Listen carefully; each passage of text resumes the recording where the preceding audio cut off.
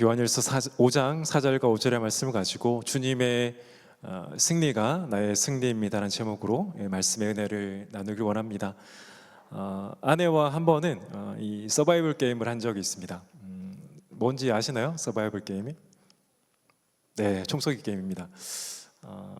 아내와 여행을 갔다가 기회가 돼서 서바이벌 게임을 한 적이 있습니다.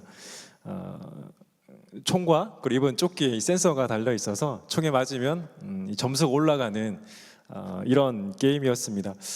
누가 이겼을까요? 저를 파렴치한으로 네, 제가 이겼습니다. 제가 이겼는데 제가 잘해서 이긴 게 아니고요. 점수는 제가 많이 쏜 것 같았는데 점수는 동점이었고, 그럼에도 제가 이긴 이유는 아내보다 총알을 몇 발 적게 쐈다는 이유로 제가 이겼습니다. 물론 기뻐하지는 않았습니다.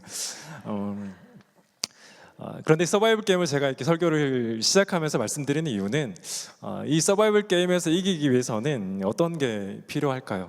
좋은 전략도 필요하고, 실제 전쟁 가운데서는 좋은 총도 좋은 무기도 필요하고, 그 무기를 다루는 사람의 능력도 중요합니다. 즉 가만히 있어서 아무것도 하지 않고서는 이 싸움에서 결코 이길 수가 없습니다. 세상의 싸움, 제가 서바이벌 게임을 말씀드렸지만 우리가 살아가는 모든 세상에서 우리가 겪고 있는 싸움에는 우리 자신의 능력이 너무나 중요합니다. 때로는 부모님의 배경이 능력이 되기도 하지만 그 모든 것 역시 우리 자신의 능력이 중요함을 이 세상에서 살아가는 싸움은 우리에게 말합니다. 그런데 오늘 우리가 살피고 나눌 이 말씀은 세상에서 싸우는 것과는 다른 형태의 싸움입니다. 세상의 싸움은 제가 말씀드린 것처럼 우리 자신의 능력과 배경이 중요하지만 신자된 우리가 매일 싸워야 하는 이 싸움은 우리 자신의 능력으로는 결코 이길 수 없는 전쟁입니다. 하나님의 자녀된 우리는 반드시 이 영적인 전쟁 가운데 참여하지 않을 수 없습니다. 그러나 우리의 힘으로는 결코 이길 수 없는 전쟁이 우리 모두가 참여하고 있는 이 영적인 전쟁입니다.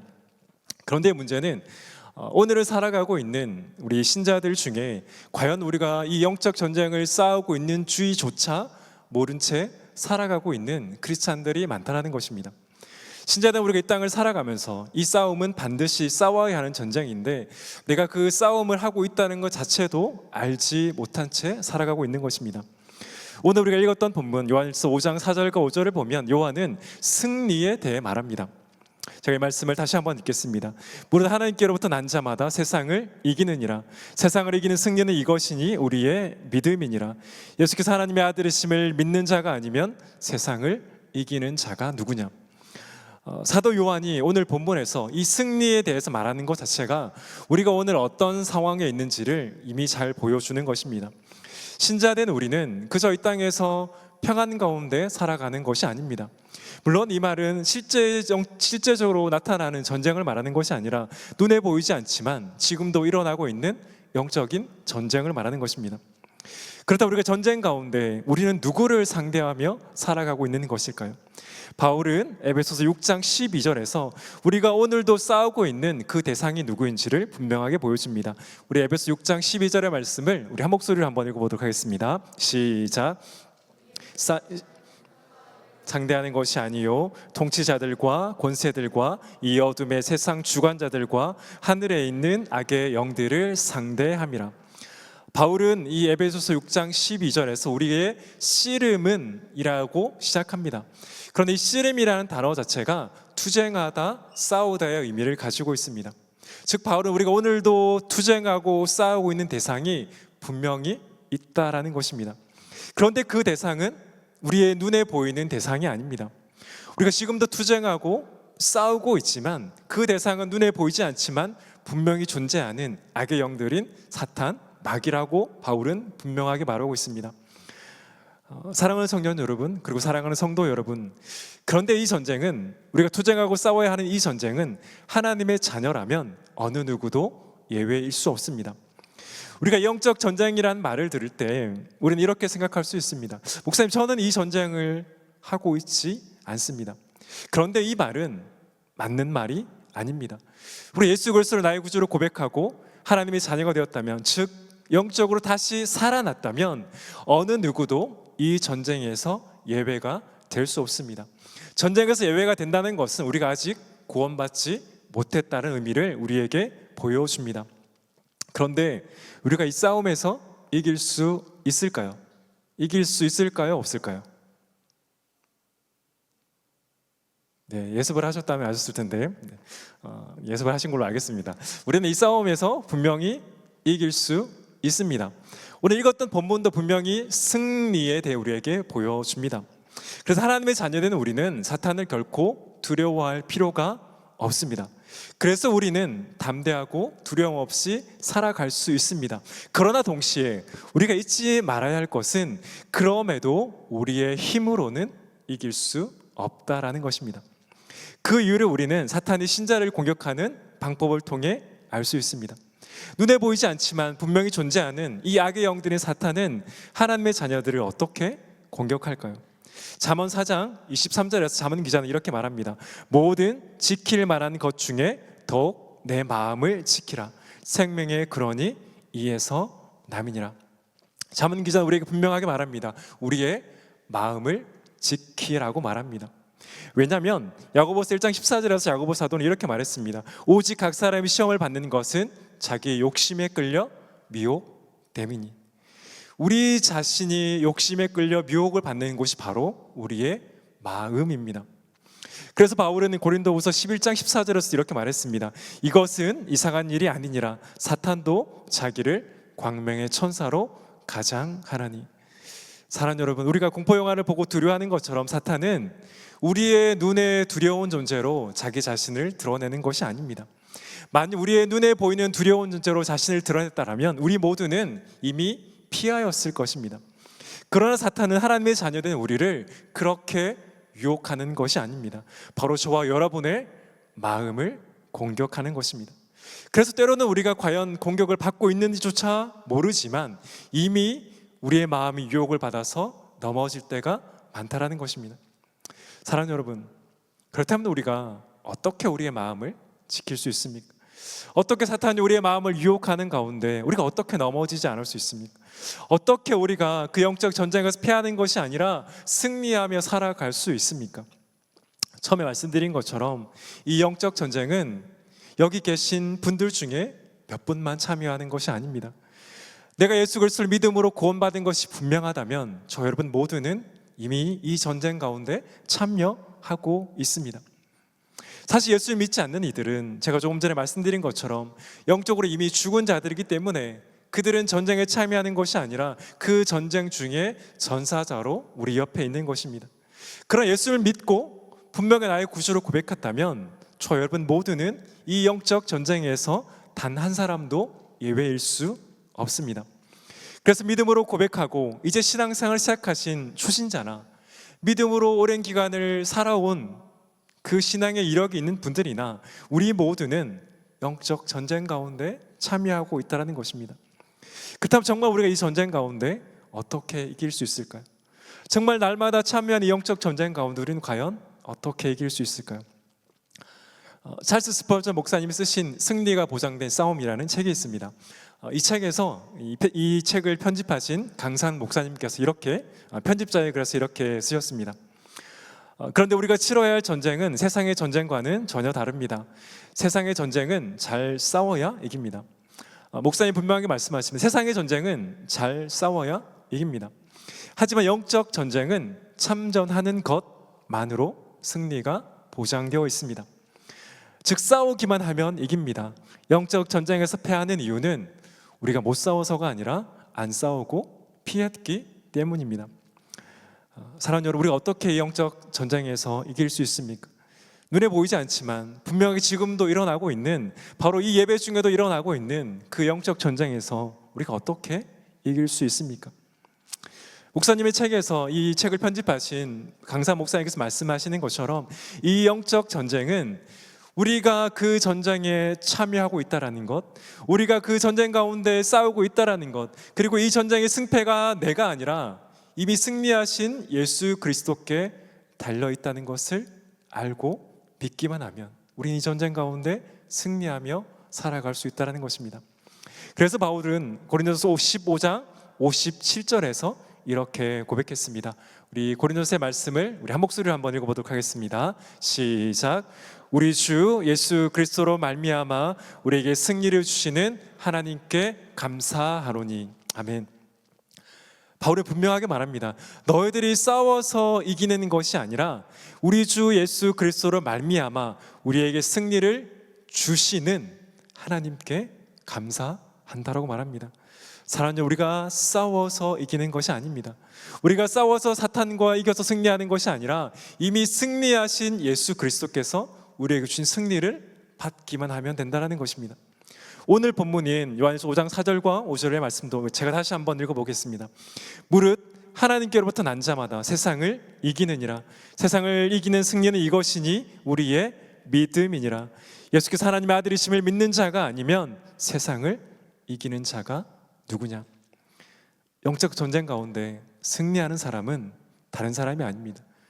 예수께서 하나님의 아들이심을 믿는 저와 여러분 모두가 바로 승리할 수 있다는 것입니다. 그런데 지금까지 이 말씀을 듣다 보면 한 가지 궁금증이 생길 수 있습니다. 영적 전쟁에 대해서 말하는데 과연 그 영적 전쟁의 모습은 과연 어떤 모습입니까? 사단은 우리에게 자신을 두려워하는 존재로 나타내지 않는데 과연 우리가 매일의 일상 가운데 싸우고 있는 그 영적 전쟁의 실제의 모습은 어떤 모습일까요? 먼저 우리가 받은 은혜를 삶에서 마주하는 여러 문제들 때문에 은혜를 빼앗기는 경험들을 많이 해보신 적이 있을 것입니다. 때로는 갑자기 사건이 일어나기도 하고 때로는 어떤 사람들로 인해서 우리가 받은 그 은혜의 기쁨을 빼앗기고 분노할 때가 있습니다. 특별히 예배를 마치고 나가는 순간 저 여러분에게 누군가가 시비를 걸 수도 있습니다. 옆에 계신 지체들이 건다는 게 아니라 그런 것들을 경험하게 될 때도 있습니다. 그러나 그것은 단순하게 일어나는 일들이 아닙니다. 그 모든 것들은 저와 여러분의 은혜와 기쁨을 빼앗기 위해서 저와 여러분을 유혹하고 넘어뜨리게 하는 사탄의 공격인 것입니다. 우리가 하나님을 신뢰하고 담대하게 살아가지 못하게 하는 그 모든 염려와 두려움도 하나님께서 주시는 마음이 아닙니다. 그 마음들은 사단이 저와 여러분이 받은 그 은혜를 빼앗기기 위해 그 영적 전쟁 가운데 저와 여러분을 넘어뜨리게 하려고 하는 것입니다. 우리가 매주 하나님 앞에 나와 드리는 예배는 어떻습니까? 우리가 바쁜 일상을 살아가다 보면 우리의 마음 가운데 그런 생각이 들 때가 있습니다. 이번 한 번쯤은 예배를 드리지 않아도 되지 않을까?